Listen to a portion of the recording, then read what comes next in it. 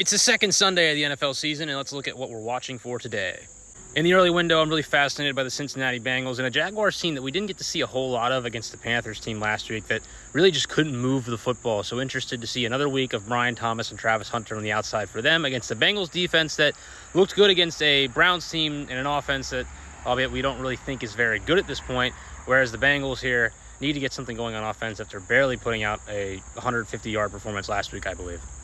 The Bills' run defense really struggled last week against Baltimore. They're going against a Jets team that looked great running the ball and protecting with Justin Fields and Breece Hall last week. It's going to be an interesting matchup for a Jets offense that I'm excited to see against the Bills' offense that should be good enough to outscore them anyways, but could be a more fun game than I think people are realizing.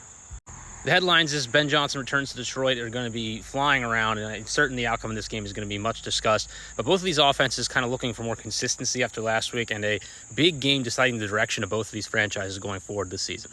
Would be hard not to talk about the Super Bowl rematch. The Eagles looked just as good last week, I think, as they should look, and I expect them to look better again this week against the Chiefs offense that struggled at times early in the first half against LA.